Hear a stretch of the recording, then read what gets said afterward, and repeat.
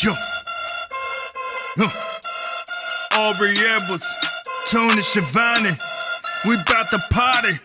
We bout to party. Unrestricted. Got the house now. We gon' turn it up. Welcome to another edition of AEW Unrestricted. I'm Will Washington, and I'm never alone on this show. I am joined by the one and only Aubrey Edwards. Hello. Hey, Will. How are you? I'm doing good. We're fresh off of 200 episodes of AEW Dynamite. And God. Just thinking about what's been accomplished in those 200 episodes and thinking about how far we've made it here. And here we are 200 episodes later. And you've been literally a part of, I think, 198 of them? It's something like that. It's almost all of them. Yeah. very, very close to almost all of them. I think actually Paul Turner is the only one who's been on every episode of TV. Yeah. So very, very crazy. It's wild because I think for you, it probably feels like, oh my God, it's been forever, even though you've only been with our company for 6 months now or something. Yeah. Whereas I was trying to remember back to a time before Dynamite where I was living a normal life where I wasn't yelling at half naked men on TV. And I'm like, this is wild that it's that long, that it was 2019 October for the first episode of Dynamite, and now it's 200. Oh my god. It's wild. I'm completely blown away that we even made it this far.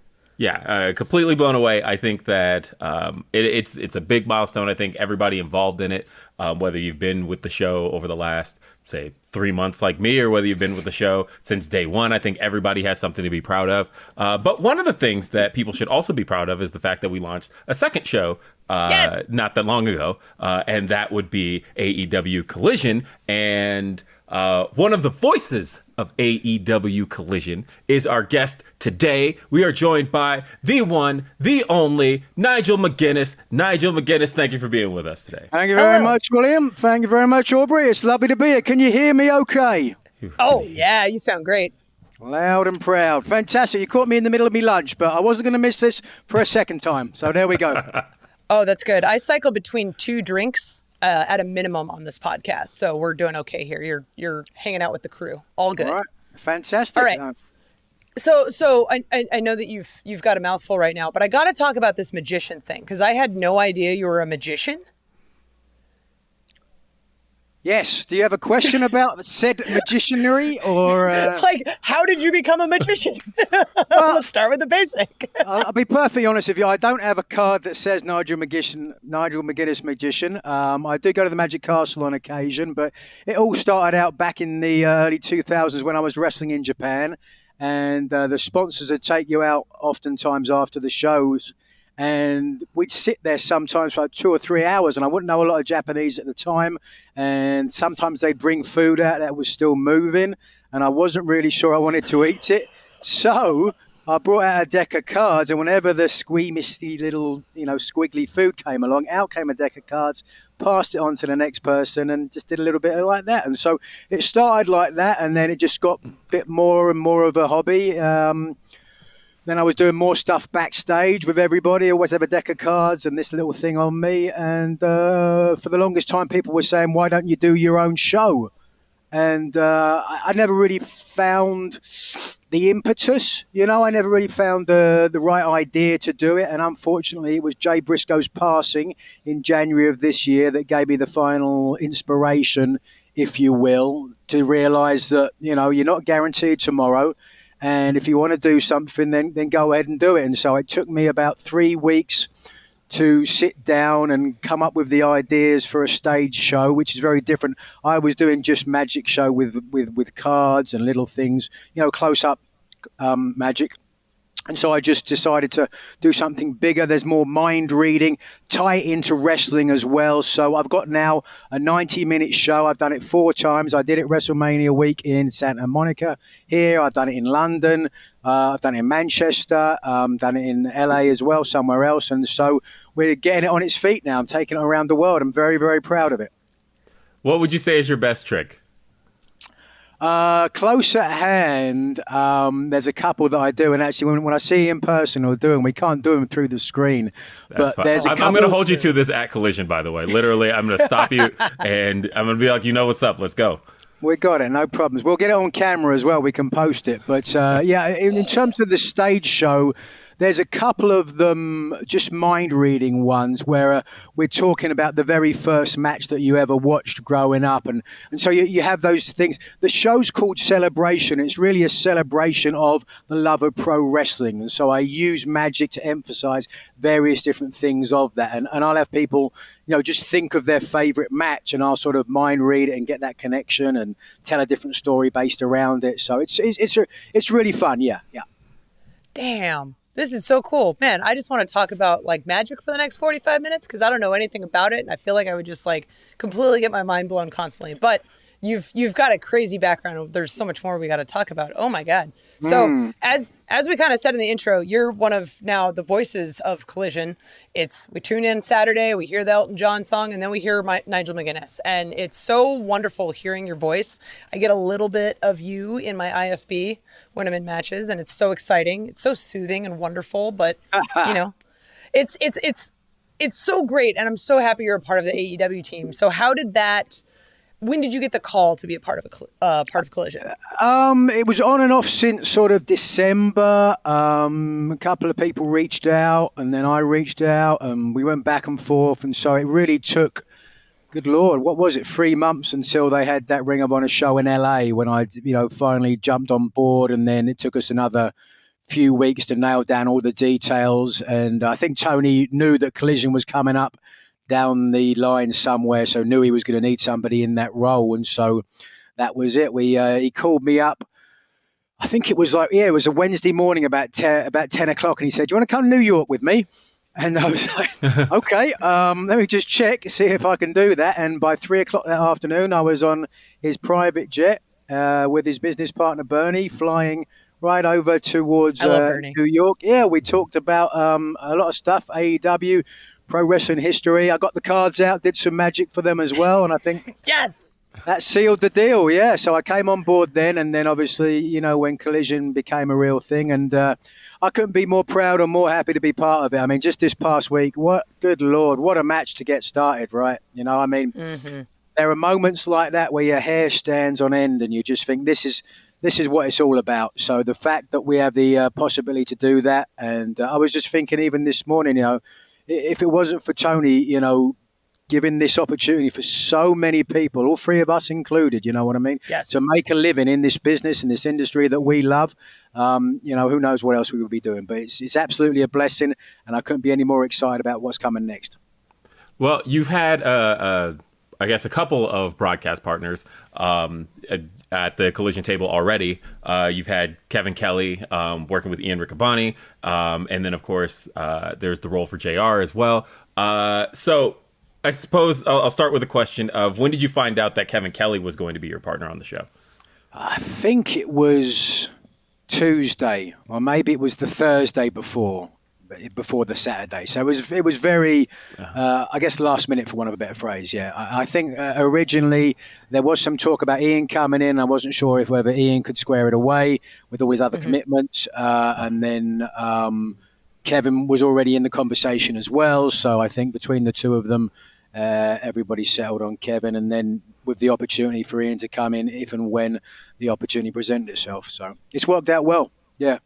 Well, I feel like a lot of people have been very high on you guys as a tandem.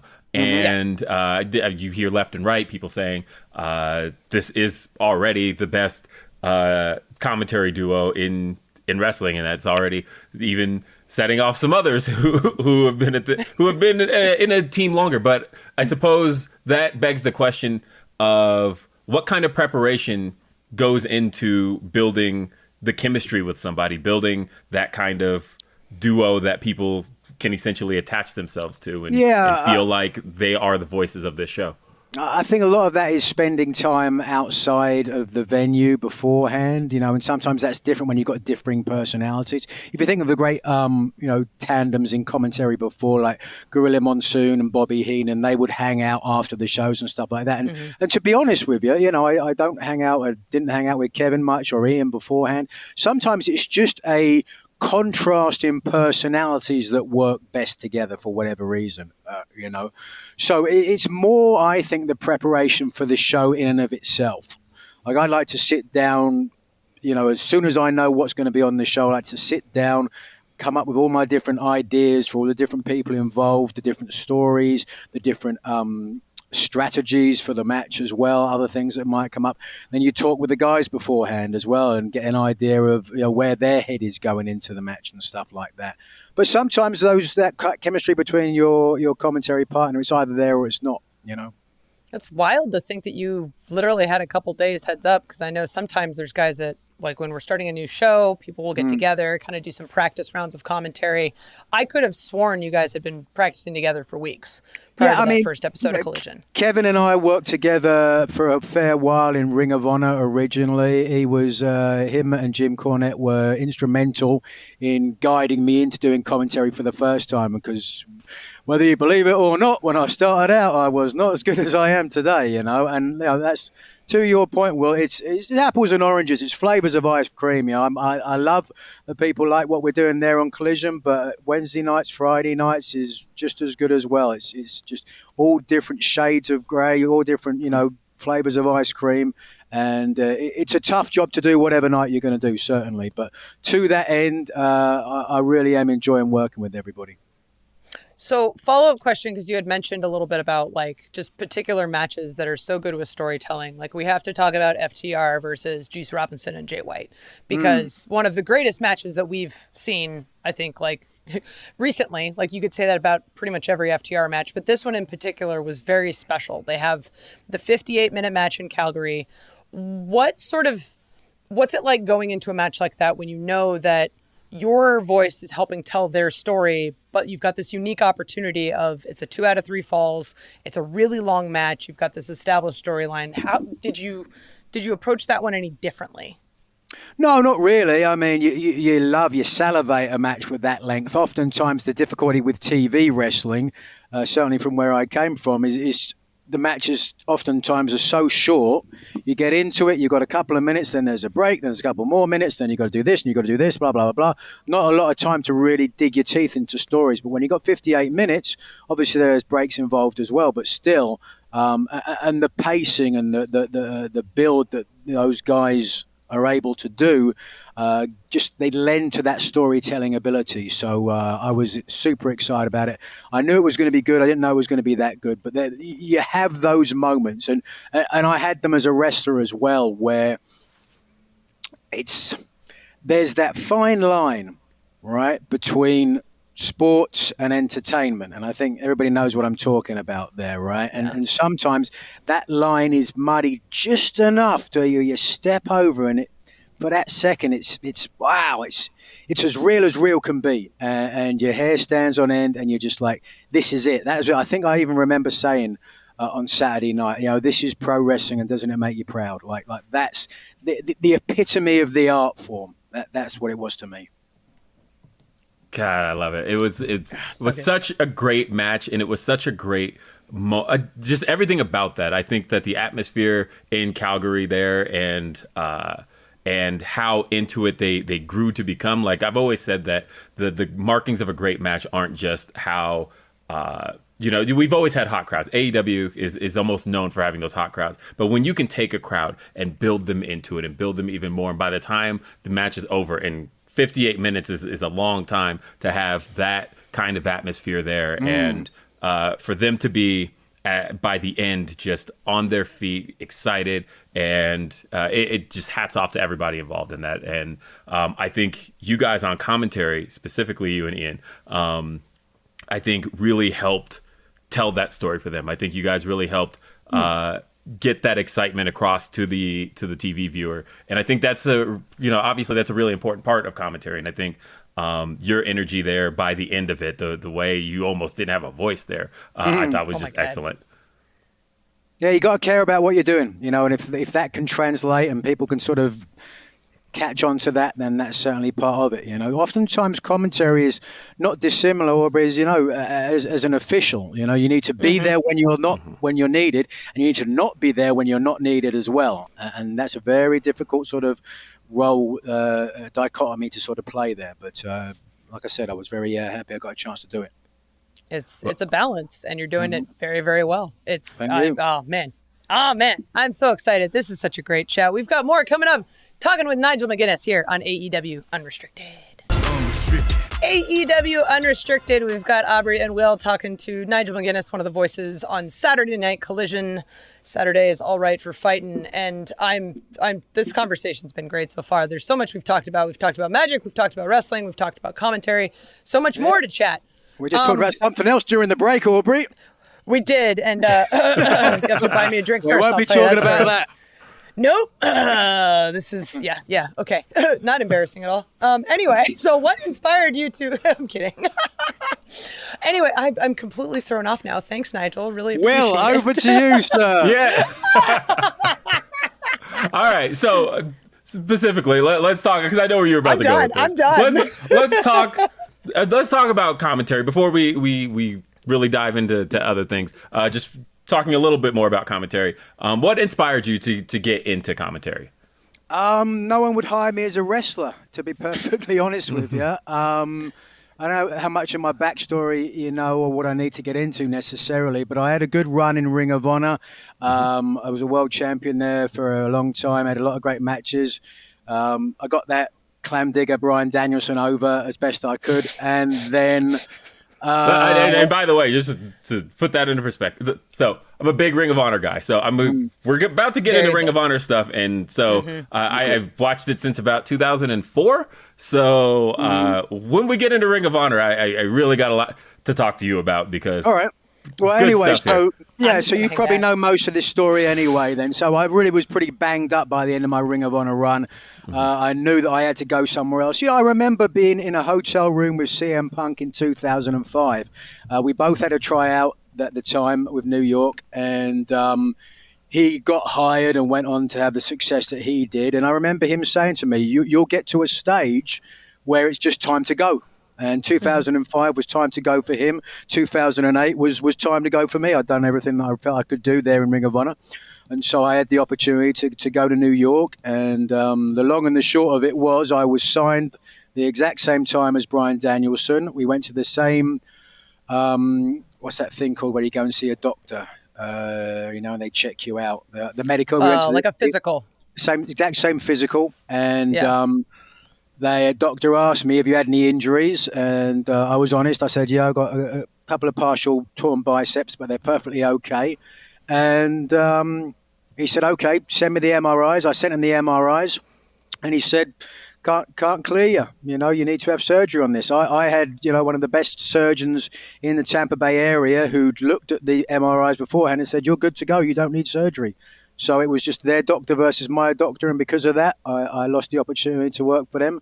And then instead of that, signed with TNA, and which did Desmond Wolfe. Desmond Wolfe was born, and thank God for it, because it led to one of the series of matches with Kurt Angle, which I would certainly say are the highlights of my career, certainly in ring. But then also after that, a changing of the guard, and then a diagnosis of hepatitis B, and then sitting at home for a year not getting paid, and then basically getting released 2 weeks before I finally cleared hepatitis B, and then being sat there going, what am I going to do now? Like WWE weren't interested. TNA, I'm certainly not going back there. And so Ring of Honor, thankfully, were very good enough to bring me in. And like I said, I didn't want to go back to wrestling that Ring of Honor style. I didn't think like I could do it anymore.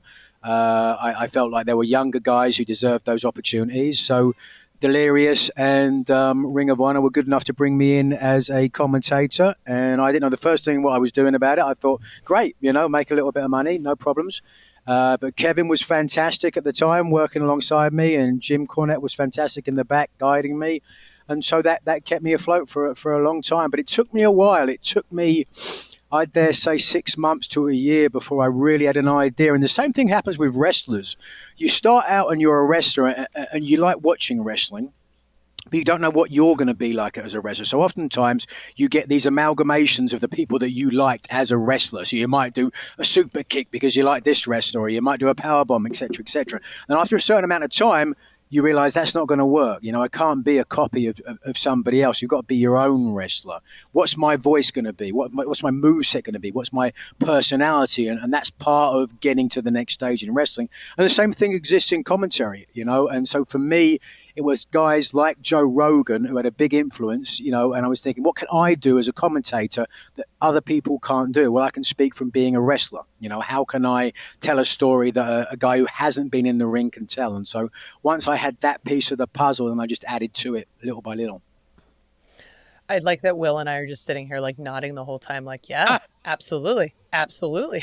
Yeah, no, that makes perfect sense to me. It does. It absolutely does. Like you and I, Aubrey, have had conversations about how you've kind of taken pieces of referees, right? Like that is the ref you wanted to be. And so I think, so just thinking about that, like it applies to all sides of wrestling. Who'd you go back to watch? I originally, basically, my style was based on Tommy Young and John Cone at WWE. Cool. So like taking both of the two of those guys and kind of figuring out how I fit into that. So I totally see it. Two very good. And Tommy Young, you always watch the way he gets so into the matches and the near falls and he was just really was one of the best. And the funny thing about Tommy Young is he was never a wrestling fan. No. He just got involved in the business and was really good at the same. Kent Waltman was a guy who did commentary for the old World of Sport stuff in the UK. Same thing. He was never really a fan, but he started doing it. I think he started doing it back in the 50s, and he had a 30-year run with it. So it's interesting. People come from all these different directions to get involved in pro wrestling, and none necessarily better than the other. No, it's just a matter of, do you love it? Do you want to put your whole mind and body into it? Yes, then you can have a whole lot of fun making some money in this business. All right. It's pretty fantastic. So we talk a little bit about Ring of Honor, your background and whatnot, and then in March of this year, you had your surprise return to commentary, coming back, Supercard of Honor. What was it like returning back to Ring of Honor, knowing that you knew everyone on the roster, you had the title runs that you did, and on top of that, it was a very emotional pay-per-view due to the loss of Jay Briscoe. Yeah. What was that day like for you? It was exciting, certainly. I headed down to the arena with my girlfriend, and we ended up sitting in the TV truck for the majority of the show, keeping away so nobody knew that I was there. And I literally just came out of the TV truck, went straight out. So there was a lot of that. There was sort of just whisperings to Kevin on the phone, so we had an idea of what we were going to talk about, et cetera, et cetera. So that was very exciting. But then to come out and get such a lovely reaction, and also you have a cachet, you know what I mean? And unfortunately, for whatever reason, when you work in New York, you don't have that same cachet. If you haven't done it there, you haven't really done it at all. And that's just their mindset. It's not to say it's better or worse, but that's just their mindset. And that's the way it is. But so sometimes you would feel like, you can't really talk about anything you did or any of the matches that you had because they weren't there. Whereas now in Ring of Honor and certainly in Collision, everything's fair game. And so I feel like I've almost come full circle. You know what I mean? I don't have that sort of dirty past that I don't talk about. Everything's open and it can certainly add to it. And having said that, I've got to be clear. I don't have a bad word to say about my time there in New York in any way, shape, or form. It was nearly 6 years of nothing but blessings, which I will always be grateful for. Some of the best times of my life. I made great money, and if this is what I am as a commentator now, nearly all of it came from working there, from the people who were good enough to coach me and teach me how to do this job. So I will always be absolutely blessed for my time there without any question. Well, I want to talk about your time in Ring of Honor a little bit, because you're one of those tentpole names of Ring of Honor, right? Like when people talk about the beginning stages of Ring of Honor, the genesis of Ring of Honor, and those formative years, there's names people mention, right? They mention Samoa Joe, they mention Bryan Danielson, they mention CM Punk. They'll talk about the Briscoes, right? But Nigel McGuinness is another one of those names that's mentioned amongst the like I said, the tentpole names of Ring of Honor history. You, of course, had the Ring of Honor Pure Championship for a record 350 days. You took it off Samoa Joe. So talking a little bit about that run of Ring of Honor, you mentioned that you were there 6 years, right? How did that debut come about? to go to Ring of Honor originally? Yes, Yeah. the original Ring of So Honor. the first I heard about Ring of Honor, I was in developmental. I wasn't under contract, but I was with HWA in Cincinnati, and they had the developmental deal at the time. So I had all the guys there from WWE, and I was struggling, I think is a good way of saying that. I wasn't at the level that I needed to be at to either A, get a contract or be successful in the business. I had a great basis, a great grounding, a great professionalism as well. But I didn't have the British style. I didn't have any way of sort of really standing out. And so I'd taken a couple of tours back there. The best advice that I ever got in this industry was William Regal, who was good enough to watch my match at the second Brian Pillman Memorial Show and tell me that I needed to go back to England to learn the British style. And without that, I tell you, I wouldn't have had a career. Wouldn't have made a dime in this job, certainly. So that was the best advice, and I will always be grateful for him for telling me that. But even then, I still wasn't advancing that much, and I was splitting my time between England and America. And Spanky at the time was there as well, Brian Kendrick, and he had a VHS cassette. It said ROH and had a picture of Bryan Danielson, looking like Casper the Ghost because he never has a tat. But then I watched some of those matches, and I'm like, good Lord, I do not want to do this. You know what I mean? They're killing each other. I don't want to do this. You know what I mean? But then after watching it a little bit more, you kind of get that sense that like, okay, maybe I can find a spot in this, and maybe this is the way that I need to go. Because at the time, WWE wasn't hiring anybody that wasn't 6'4" and 240. That got the edict coming down, yeah. So there was no opportunity for anyone from the Indies at that stage, if you weren't just a big muscled guy. So it took a while, but BJ Whitmer and Matt Stryker were making journeys out to the East Coast, driving themselves out to Philly and doing some shows for them. And they were good enough to give Gabe a VHS cassette of some of my stuff, and I knew a little bit of British stuff like that. So Gabe booked me on a couple of shows. I came in, I just did the British stuff, and to speak to William Regal, that was what got me hired there. Just a little British stuff, which was nice and pretty, and that got me onto the shows. And then once I was on the shows, I watched every single match from the beginning to the very end. I watched every one. I'm like, what can I do? How can I get to that next level? And I remember talking to Bryan Danielson one time early on. I said, you're one of the top guys here. What have I got to do to get to that level? And he said, I don't know. And he just walked off. And so that's a very Bryan That is story. the most Bryan Danielson story. Right. So thankfully, I was able to watch a lot more of the other matches and realize, okay, there are certain things about Ring of Honor which you really need to do. I need to be able to, do some fantastic. It's the epitome of the art form, again, much like in AEW now. And whether it's because you're a high flyer or because you work that super strong style influenced by the All Japan days in the mid to late 90s, you have to have something like that. So I upped my style. I made it more violent, more aggressive, more hard hitting. I took stuff from my tours in Japan. I started working in Noah, and so just developed that sort of new version. I guess you'd call it a punk rock Johnny Saint, for want of a better phrase. What a good punk rock Johnny. I love it. That's put that on a business card, man. That's freaking great. Right. Magician, punk rock Johnny Saint. We'll just start putting bullet points on there. It'll be like a whole resume. I actually didn't know this, but there was a documentary that you put together. You self-directed, Last of McGuinness, 2012, detailing sort of your farewell to wrestling. Like, as we had touched on, you and Bryan kind of went to WWE at the same time. You're not able to actually get signed because of injuries and whatnot. So what sort of was the decision to go this route of eventually leaving, but also creating sort of a story around your departure from wrestling? It was Colt Cobana. It was 100% Colt Cobana. He was down in Florida. Colt. Yeah, and he had done the Wrestling Road Diaries right beforehand. I think that was getting ready to be released, and we were just hanging out on the beach, and he was saying, I'll never forget actually, he was saying, you know what, you should do a podcast. I said, what? A podcast? What's a podcast? Oh, it's just like, you talk to each other, and it just, you put it online and people can listen to it. So there's no video. No video. People just listening to it. Why would people do that? I mean, there's YouTube. You can watch videos. Why, and clearly, as always, Cobana is ahead of the game. And so I didn't do a podcast at that point. But I did take him on the idea, and I said, look, I don't know what I'm going to do. I explained to him the situation, what am I going to do in his career? And he said, just get yourself a video camera.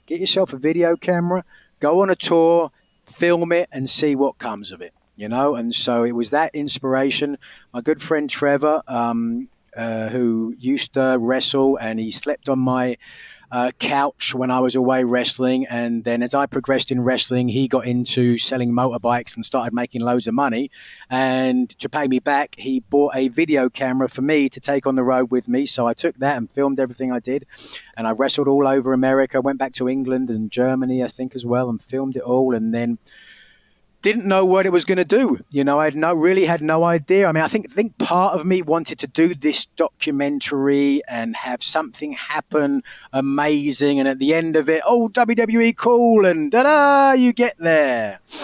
Didn't happen. Nope. Didn't happen. I ended up wrestling my last match in a small fire department in West Virginia. And it was bittersweet, given all the big shows and everything else that I'd done. But it was a show that I got brought in because the guy who was running the show was a huge fan of mine as well. And Greg H, for your Ring of Honor aficionados, is like a super fan for Ring of Honor. He was always sat at ringside. And he came all the way down from the East Coast to West Virginia specifically to watch the show. So it was an amazing night. And that to me was the story of that documentary, was feeling like I was a failure because I hadn't got to WWE and I hadn't been able to achieve my dreams. And then to see how I had touched so many people's lives along the way, other wrestlers on the show or fans, etc., etc. And then I'm giving it away now. Not that everyone's going to, buy the DVD at this point. It's been out 11 years. But at the end of it, right at the end of it, I have a breakdown in the car. I just lose the plot. I'm like, why me? And this isn't fair. And, I deserve to get there. And I gave up absolutely everything and just broke down. And then the next day, I believe, was when Bryan Danielson won the WWE title for the first time. And he texted me that night saying, I just won the title. I wish you were here. I'm sorry that you're not, and it my God. Yeah, it wrapped it all up perfectly. And then at that point, not knowing what I was going to do, I then said, right, you know what, I'll put it on Kickstarter. And this was the early days of Kickstarter before everybody was on there. And so I just put it on there with a hope. I put a couple of little clips that I edited myself on iMovie up there. And I got, I think, about $65,000 in the space of 3 days.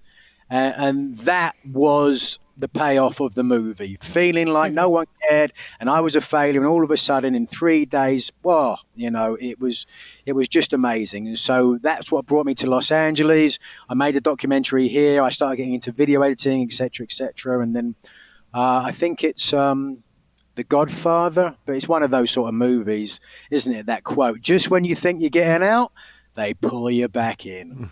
And then back to Ring of Honor I went. Yeah. Oh, wow. Oh, God. That is...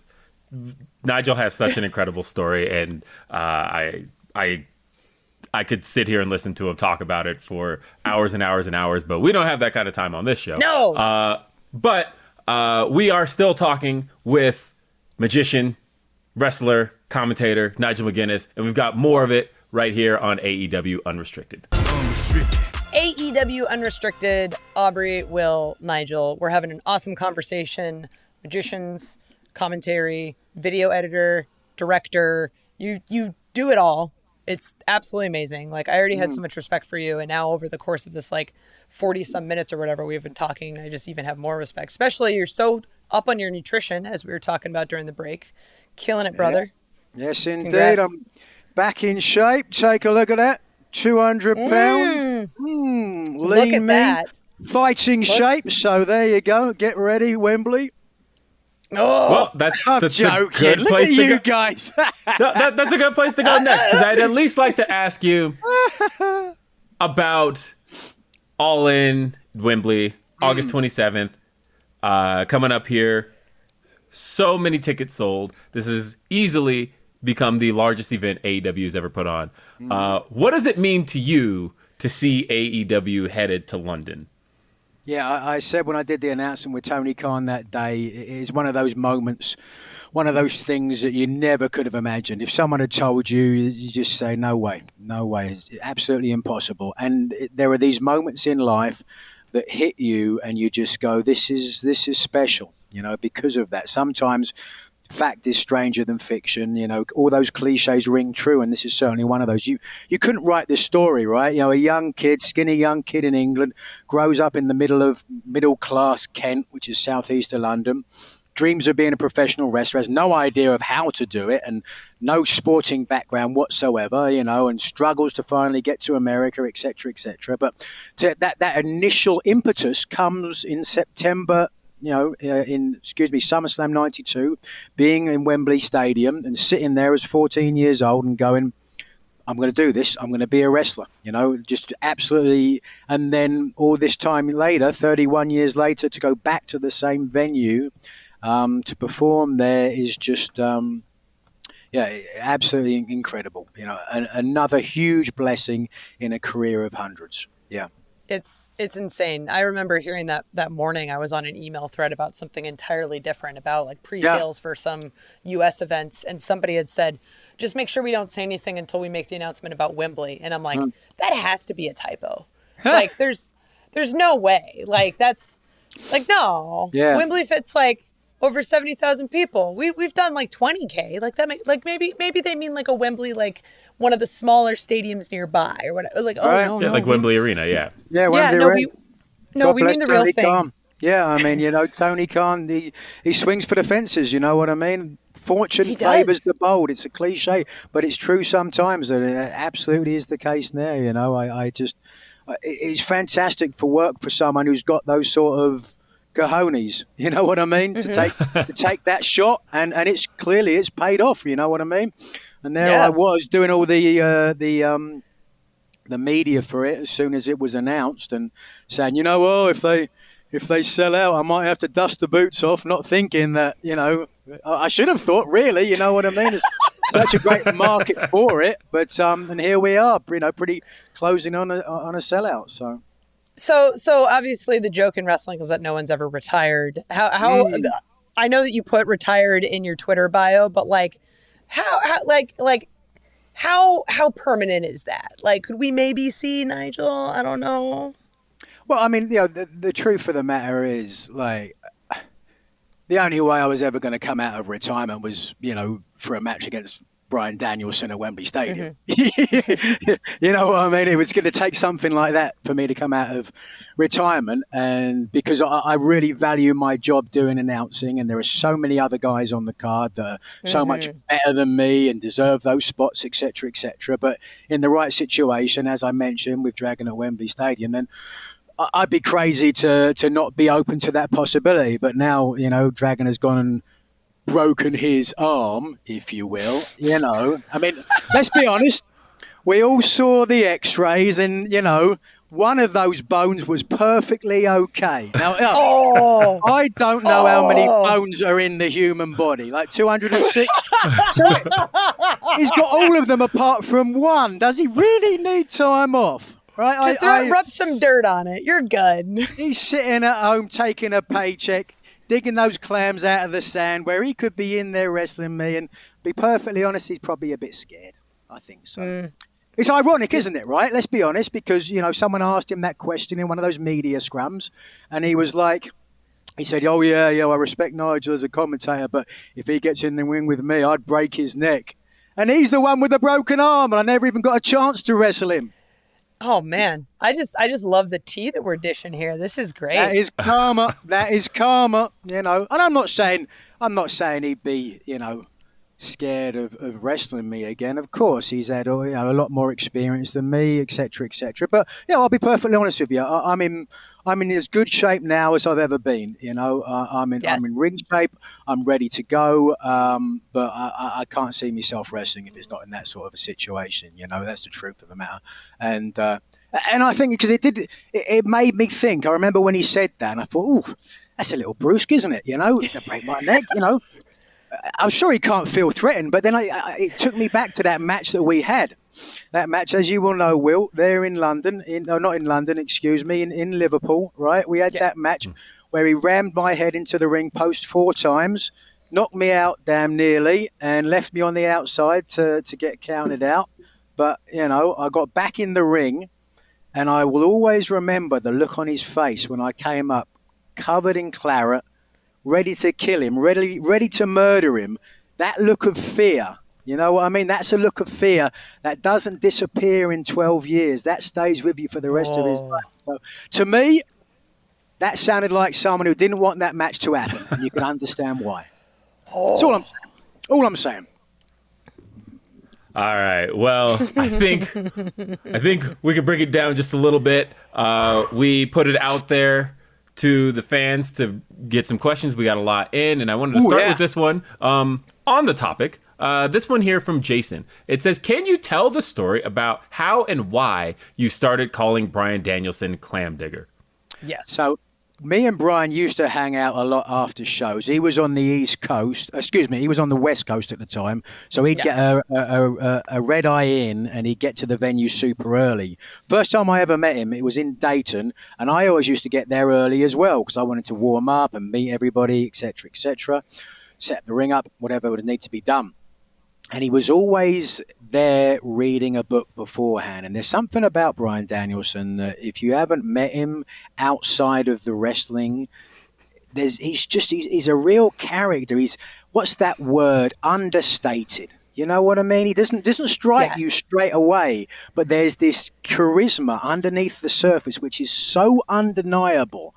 And when he went to WWE, they had no idea, and it's just there, and then it grabs you. And when it grabs you, that's why he became the phenomenon that he did, because he just has that ability to connect and to draw you in. And it's not overt, it's not obvious, but from the first day I met him, I saw it then. And I always felt like we'd have that connection together, you know what I mean? So we would hang out and talk about things and have these great philosophical discussions, etc., etc. And I found out that in his spare time, he's a clam digger. He digs up clams for a hobby. So he goes out to the beach with one of these little gimmick spades, right? Do you know how clam digging works? I myself am a clam digger, so yes. Oh. I was actually recently showing clam digger. I recently was telling Bryan about my current setup with all of my my oysters that I'm growing, and then I planted about 8,000 clams. So yes, I've been patiently waiting for this question to be answered. So you might chastise me here then, Aubrey, because maybe I've got this wrong, but it was my recollection that you get clams as the tide is going out, and as soon as the water goes off from the sand, you see little bubbles, and these are these poor defenseless clams, and they're coming up going, I'll have a little bit, maybe there's a little, and then boom, in comes this big spade, and that's the end of their life. And the clam family, who cares about the clam family, because they're just going to take the mummy clam and the daddy clam and the little baby clam, stay down there, and he's a clam digger. And so that's really the epitome of the story. That what a nerd. You know what I mean? He's a world champion. He's going out rolling up his trousers with his little spade and his little bucket like a 4-year-old to dig up these little poor defenseless animals. Well, I mean, they're not really animals. They're kind of more closer to plants. They don't have nervous systems or brains. What? So really, it's like, yeah. You tell that to my clam. Did I just offend your whole clam family? I've got a pet clam over there right now. I'm not going to bring him on screen because he's a bit shy. That's fine. Yeah. That's fine. Yeah. What's your clam's name? Sam. Sam the clam. See what I did there? Yeah. Oh my God, this is He's got a great. brother. But yes. What's his brother's name? Adam. Sam and Adam. Adam, the clam. Yes. Okay, we're moving on from the clam digging question, I think. Oh my God. Can we stretch Oh my that for God. as far as we can? Woo! Oh, great, so great. A question from Richard Ross on Twitter. He asks, does he still wear his Blue Peter badge? And can you explain what Blue Peter is to a worldwide audience? Yes. Well, certainly the phrase Blue Peter could be misconstrued, certainly in certain circles. But it doesn't mean I'm that sorry, at all. I'm 12 years old. Well, your mind went straight to the gutter, which was my intention. What were we talking about the break earlier? Yeah, there we go. Nice Callback. segue. So, Blue Peter is a kids show that's been on, good Lord, since the 50s, 60s perhaps. It's a staple of kids TV in the UK. If you grew up in the UK, you grew up watching Blue Peter, and it was a fantastic show. They'd show you how to build like a rocket ship using toilet roll paper and glue and anything you can find around the house. And, you know, if you go on the show, you get a Blue Peter badge. And so these things are really rare, really hard to get. And when I got signed to do the UK tournament with WWE, Michael Cole got me booked on Blue Peter, and we went there, and I got a Blue Peter badge, and I actually got 2 Blue Peter badges just so I could show them to Robbie Brookside and rub it in his face. But so I got 2 of those, and I still have them, and I've just moved house, so I'm sure it's somewhere, but I need to certainly grab it because I need to wear it to Wembley, no question. Oh yeah, that's got to be a thing. Oh man. Nigel, this was just such a wonderful conversation, and thank you so much for joining us today. This was so great and wonderful, and I'm so glad you're a part of the AEW family. This is great. No worries. I'm looking forward to it, and like I said, Will, when you're ready at the show, or Aubrey, I've got the cards. I'm ready to go. So whenever you want the magic I will man have is to there. hit you up on I'm that. literally holding you to that this Saturday. I love it so much. You can follow Nigel McGuinness on Instagram, McGuinness Nigel. And of course, you can listen and follow this podcast, AEW Unrestricted, Apple Podcasts, Spotify, wherever you get your podcast episodes. Go up on YouTube on Mondays. You can listen to this man's wonderful voice on Collision on Saturdays. You can also watch Dynamite Wednesdays, Ring of Honor on Thursdays, Rampage on Fridays. We're all over the place, everywhere. We're live all the time. I'm Aubrey Edwards, along with my co-host, Will Washington. Thank you so much for listening to AEW Unrestricted.